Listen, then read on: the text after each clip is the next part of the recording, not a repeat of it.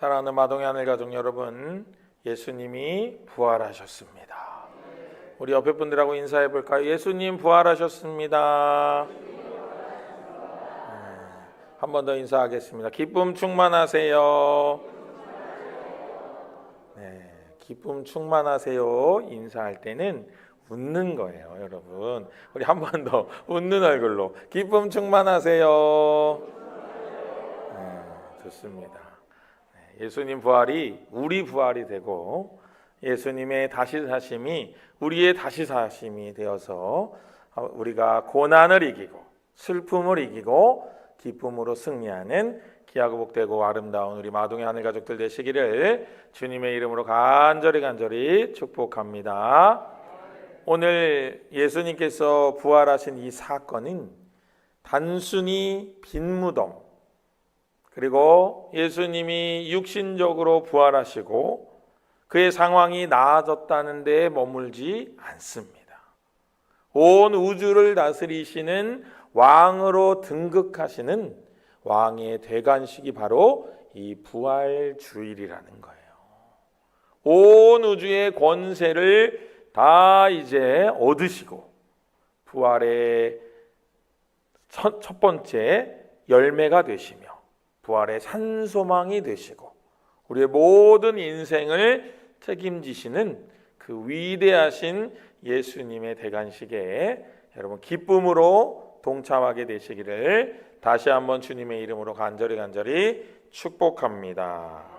그 왕께서 우리에게 뭐라고 말씀하시나 우리 첫 번째 같이 한번 읽어볼까요? 첫 번째 시작. 부활하신 예수님은 하늘과 땅의 모든 권세를 가지신 왕이십니다. 여러분 믿으십니까? 이걸 선포하는 것이 믿음의 시작입니다. 그래서 우리는 예수님을 뭐라고 불러요? 주님 이렇게 부릅니다. 여러분 주님이라는 말은요, 왕이시다, 나의 주인이시다, 나의 모든 것을 다스리신다, 그런 뜻이에요. 그러니까 입으로만 주여 주여 할 것이 아니고 나의 온 몸과 정성으로 바로 왕이심을 인정해야 된다 하는 것입니다. 어떻게 할 수 있나 우리 18절 말씀 같이 한번 보겠습니다. 예수께서 나와 말씀하여 이르시되 하늘과 땅의 모든 권세를 내게 주셨으니 아멘. 여러분 지금 예수님께서 무엇라 말씀하고 계셔요? 하늘과 땅의 모든 권세를 내게 주셨다. 주어가 생략되어 있어요. 누가요? 성부 하나님께서. 모든 것을 가지고 계신 성부 하나님께서 예수님에게 하늘과 땅의 권세를 주셨다. 그러므로 이게 예수님이 왕이 되셨다는 대관식이라 부를 수 있는 겁니다. 고난을 통과해서 부활에 이르렀기 때문에 모든 자격을 갖추었으므로 이제 왕으로 등극하게 되셨다라는 것을 말씀해주고 있습니다. 여기 나오는 권세, 모든 권세, 이 권세는 엑수시아라고 하는데 여러분 네 번째 들으시죠? 엑수시아는 그냥 권세가 아니라 모든 것을 움직이는 권세, 물리적인 힘은 아니지만은 그 권세로 인해서 모든 게 움직이는 겁니다. 우리가 나사렛 예수 그리스도 이름으로 선포하고 명하는 것은 그 예수의 이름 아래, 예수의 이름의 권세 아래 모든 것이 놓여 있음을 믿기 때문이에요. 그걸 믿지 못하면은 예수님의 이름으로 선포해도 아무 일도 일어나지 않습니다. 그러나 그 이름의 권세를 분명히 믿는 자들에게는 예수님의 권세로 선포할 때 모든 것이 정리되고 바뀐다라고 하는 사실을 여러분 꼭 기억하시기를 바랍니다. 그게 바로 오늘 제가 여러분에게 설명드리고 있는 엑수시아라는 거예요. 엑수시아. 물리적 힘을 넘어선 절대적 통치권이다 하는 거예요. 네덜란드의 유명한 신학자 아브라함 카이퍼는 이렇게 말했습니다. 우리 인간의 삶을 같이 읽어볼까요? 시작. 우리 인간의 삶의 모든 영역에서 만유의 주권자이신 그리스도께서 이것은 내 것이다 라고 외치지 않으시는 곳은 단 1평방인치도 없습니다. 아멘. 이렇게 이야기를 했다는 거예요. 여러분, 이 유명한 신학자가 왜 이런 이야기를 했을까요? 이것은 우리가 살고 있는 모든 생활의 여건들과 모든 삶의 여건들이 바로 누구의 소유라는 거예요? 예수님의 소유라는 겁니다. 여러분 믿으십니까? 여러분 이걸 믿는 믿음 안에서 기도가 이루어져야 돼요. 이걸 믿어야 기도를 할 수 있는 겁니다. 그리고 그 기도가 응답을 받는 것입니다. 이 권세를 인정해야 주님께 내 삶을 다 맡길 수 있는 거예요. 이걸 온전히 깨닫지 못하면은 내가 주님께 뭘 맡기는 게 부담스럽죠. 여러분 얼마 전에 제 방에 어떤 모르는 낯선 젊은 남자가 들어왔습니다. 사실 저랑 약속했어요. 근데 전혀 모르는 사람이었어요. 갑자기 전화 와가지고 자기가 투자 컨설팅 직원인데 저를 꼭 만나고 싶대요. 그래서 일단 오라고 했습니다. 혹시 복음을 전할 기회가 있을까 해가지고 오라고 했는데 그 사람만 말했어요. 저는 네만 했어요. 말을 얼마나 잘하는지 끊어지지 않아. 나는 나보다 말 잘하는 사람 처음 봤네. 기가 막혀요. 말이 끊어지지가 않아. 계속 말하네. 그래가지고 전 한마디도 못하고 깨갱하고 이렇게 있다가 그냥 잘 가라고 하고 말았는데 그 사람이 뭘 저에게 얘기하러 왔을까요? 뭘 투자하라고 얘기하러 온 거예요. 그런데 제가 투자를 했을까요? 안 했을까요? 네, 투자할 돈도 없지만은 뭘 보고 제가 투자를 하겠어요? 그 사람을 모르는데. 여러분 우리가 주님께 맡기는 게 부담스럽다면 내가 주님과 친밀하지 못하다는 뜻일 수도 있습니다. 여러분 여기에 우리는 충격이 있는 거예요. 내가 주님과 얼마나 친밀한가를 다시 한번 생각해 봐야 돼요. 그리고 그 위대하신 주님께서 어떤 분이신가를 분명히 알아야 그 위대한 권세를 가지신 그분에게 모든 것을 맡길 수 있다 하는 겁니다. 오늘 이 부활의 아침 그 왕의 권세 앞에 내 삶의 모든 주권을 온전히 내어드리는 모든 주님의 백성 되시기를 다시 한번 주님의 이름으로 간절히 축복합니다. 그럼 그 주님께서 우리에게 뭐라고 말씀하시나 두 번째 같이 읽어볼까요? 왕이신 주님은 우리에게 세상을 향해 나아가라는 칙령을 내리십니다. 여러분 왕이 등극을 하면은요, 세상의 왕들은요, 세상의 군왕들은 등극을 하면은 자기 자신을 위한 일을 첫 번째 칙령으로 내겁니다. 뭐 자신을 위한 동상을 세우라고 하든지 아니면 뭐 공휴일로 정하라고 하든지 뭐 하여튼 자신이 왕으로 등극한 것을 기념할 수 있는 어떤 일을 하라고 합니다. 그런데 우리 하나님은, 우리 예수님은요 그런 분이 아니시므로 전혀 다른 칙령을 내리시는 거예요. 전혀 다른 칙령을요. 근데 그게 살 방법이다 하는 겁니다. 어떤 칙령인지 우리 말씀 19절 같이 한번 읽어보겠습니다. 그러므로 너희는 가서 모든 민족을 제자로 삼아 아버지와 아들과 성령의 이름으로 세례를 베풀고. 아멘.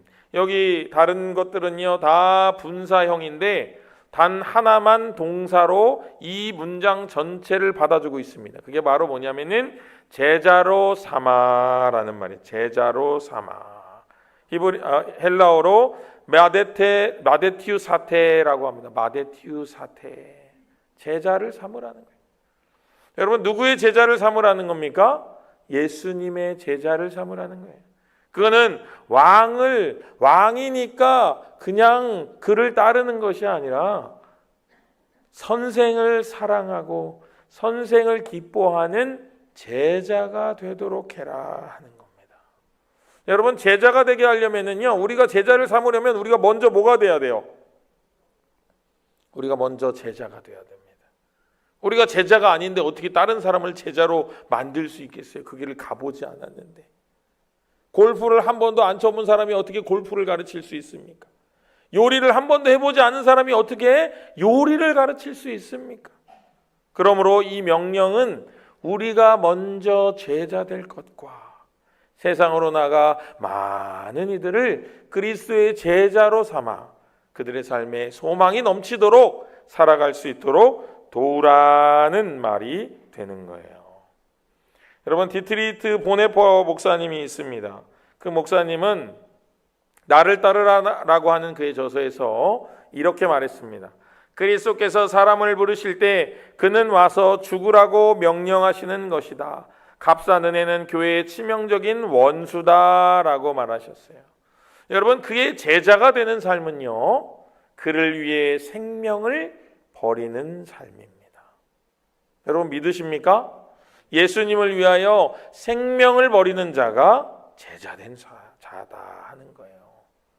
그러므로 이 명령은 왕 대신 예수님을 위한 명령이 아니라는 것을 알 수 있습니다. 사람을 얻고자 함이 아니라는 것을 알 수가 있습니다. 진정 생명으로 사는 법을 알려주는 것이라는 것을 우리가 깨닫게 되는 거예요.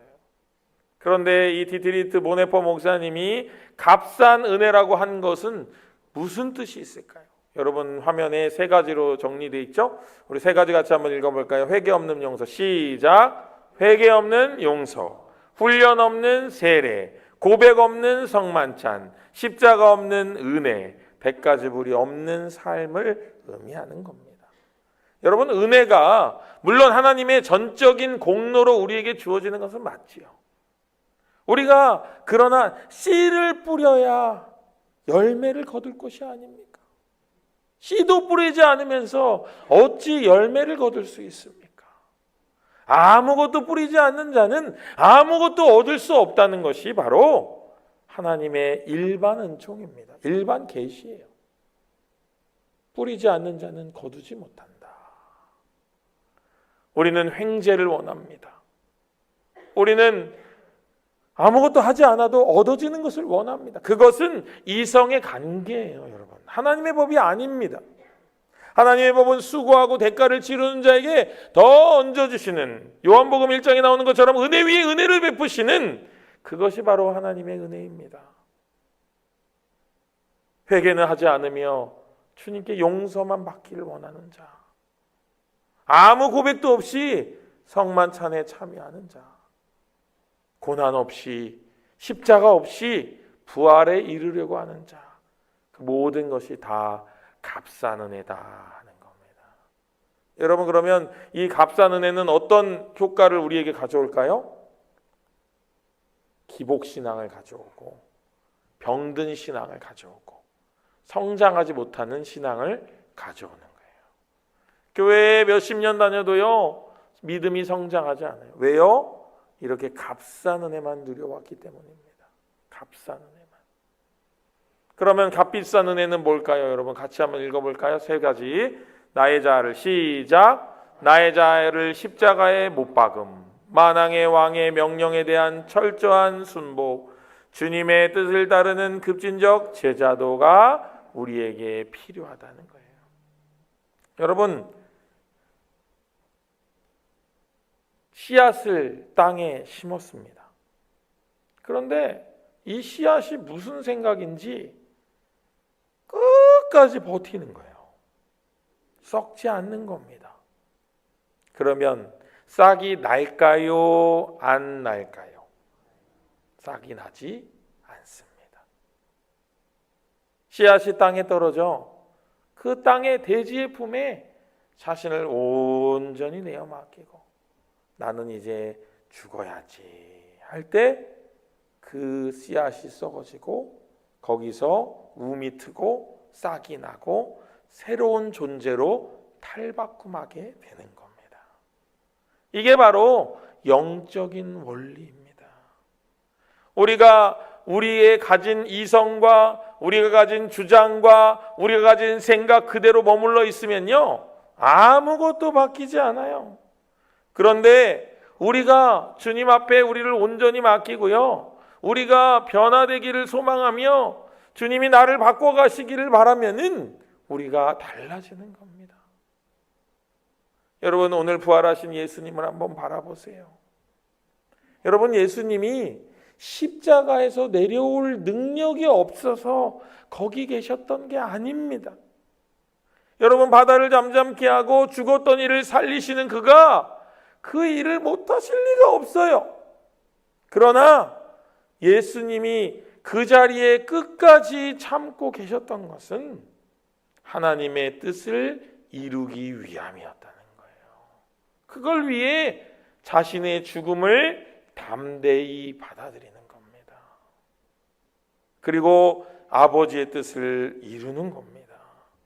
그렇게 할 때에만 우리에게 열매가 맺어지고 우리가 이전과는 전혀 다른 모습으로 새로운 삶으로 나아갈 수 있다는 것입니다.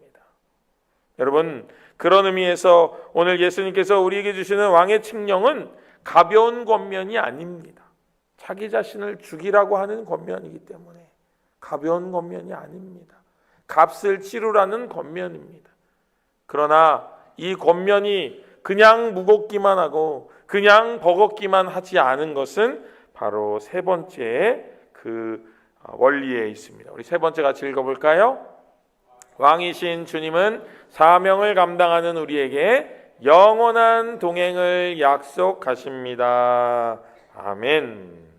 여러분, 만약에 우리 주님께서 이렇게 우리에게 약속해 주지 않았다면요, 우리는 아마 아무것도 할 수 없었을 겁니다. 우리 그러면 20절 말씀 같이 한번 읽어보겠습니다. 20절입니다. 내가 너희에게 분부한 모든 것을 가르쳐 지키게 하라. 볼지어다 내가 세상 끝날까지 너희와 항상 함께 있으리라 하시니라. 아멘. 여기 세상 끝날까지의 끝날은요, 쉰텔레이아라고 하는데요, 이거는 종말을 의미하는 게 아닙니다. 파멸을 의미하는 게 아닙니다. 그냥 단순한 끝을 의미하는 게 아닙니다. 완성을 의미하는 거예요. 완성. 우리 모두의 완성. 하나님의 계획의 완성. 하나님의 작정의 이룸. 그것을 이렇게 표현을 한 것입니다.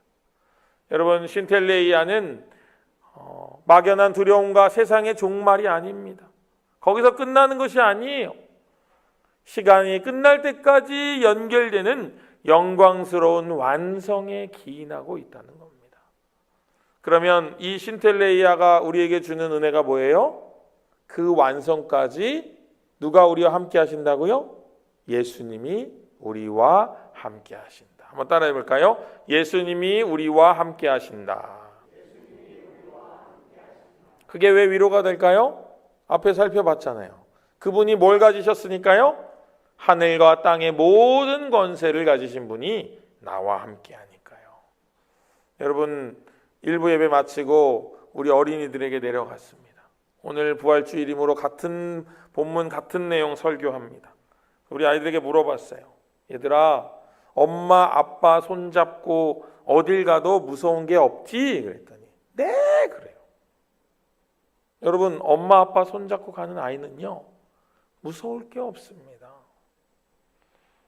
아틀란타로 가는 어느 비행기에서 난기류를 만나서 난리가 났어요. 비행기가 막 그 위에서 막 그 산소호흡 그거 있잖아요. 툭 떨어지고 막 출렁출렁하면서 난리가 났어요. 근데 사람들이 막 두려움에 떨고 있는데 한쪽 구석에 어떤 아기의 웃음소리가 들립니다. 까르르 까르르 웃어요, 걔는. 지금 비행기가 지금 막 어떻게 될지 모르는 그런 상황에 닥쳤는데도 그 아이는 까르르 까르르 웃어요. 왜 웃을까요? 엄마의 품에 있기 때문에. 엄마가 둥가둥가 해주는 줄 알고 신나가지고 웃고 있는 거예요. 여러분, 우리가 고난에 슬퍼하고 낙심할 필요가 없습니다. 누가 함께 하시니까요? 예수님이 함께 하시니까요. 모든 권세를 가지신 예수님께서 모든 상황을 뒤집으실 수 있는 그분께서 우리와 함께 하시기 때문에 우리는 두려워할 필요도 걱정할 필요도 없다라는 이 위대한 진리를 여러분 마음에 굳게 믿으시기를 주님의 이름으로 간절히 축복합니다.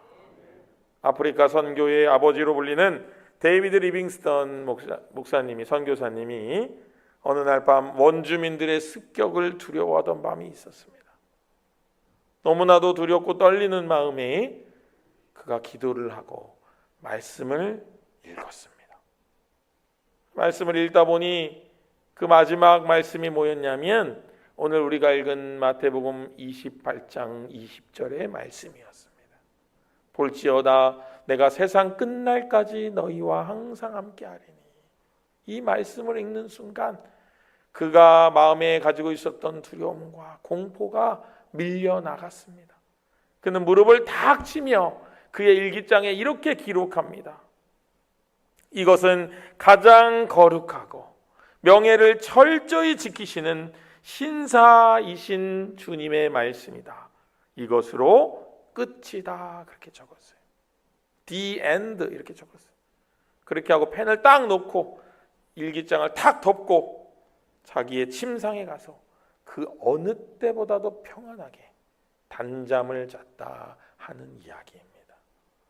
여러분, 이 엄청난 용기가 주님을 믿는 믿음에서, 주님의 약속을 부여잡는 소망에서 나오는 것임을 여러분 꼭 기억하시기를 바랍니다. 그 소망으로 충만하시기를 주님의 이름으로 간절히 축복합니다. 우리 이 시간에 같이 한번 기도할 텐데요. 우리 기도 제목 같이 한번 읽고 기도하겠습니다. 같이 읽겠습니다. 우리와 함께 걸어가 주시는 친절하시고 사랑 많으신 주님, 연약한 우리를 불쌍히 여기시고 사명을 이룰 힘과 능력을 주옵소서. 온전히 주님만 의지하겠습니다. 아멘. 이런 결단을 가지고 우리 이 시간에 짧게 같이 소리내서 각자의 소리로 기도하겠습니다. 사랑과 은혜가 많으신 아버지 하나님, 우리가 이 시간 마음 모아서 주님께 기도합니다. 주님, 나를 혼자 보내시지 않으시는 아버지, 우리를 손잡아 주시는 예수 그리스도의 또한 우리 가운데 내주하시며 모든 지혜와 모든 충만함을 허락하시는 성령님의 도우심을 기대하며 의지하며 나아갑니다. 하나님 아버지 하나님, 우리에게 부어주신 사명과 우리에게 맡겨주신 일들을 온전히 이룰 힘과 능력을 허락하여 주시옵소서. 그래서 아버지 하나님, 주님을 온전히 의지하는 믿음 가운데 서게 하시고, 아버지 하나님을 더욱더 사랑함 가운데 서게 하시고, 아버지 하나님과 더욱더 친밀한 가운데 있게 하시고, 아버지 하나님 예수 그리스도의 권세를 받아 누리는 우리 모두의 삶이 될 수 있도록 주님 붙잡아 주시옵소서. 새 힘을 허락하여 주시옵소서. 능력을 허락하여 주시옵소서. 온전히 주님만 의지하며 나아가게 하여 주시옵소서. 충만하게 역사하여 주시옵소서. 놀라우신 아버지 하나님, 우리와 함께 예수님을 걸어가실 수 있도록 예수 그리스도의 영이신 성령을 우리에게 부어주시니 하나님 감사를 드립니다. 하오나 아버지 하나님, 그 성령님을 온전히 의지하지 못하고 아버지 하나님, 우리가 연약하고 어려운 가운데 있사오니 우리를 불쌍히 여겨주시옵시고 주님 주신 사명을 다 이룰 수 있도록 힘과 능력을 허락하여 주시옵소서. 그래서 주님의 은총 가운데 살게 하시고 주님을 온전히 의지하는 새 삶을 살게 하여 주시옵소서. 모든 것이 주님의 손안에 있는 줄로 믿고 감사를 드리오며 우리를 권하신 예수님의 이름으로 간절히 축복하며 기도합니다. 아멘.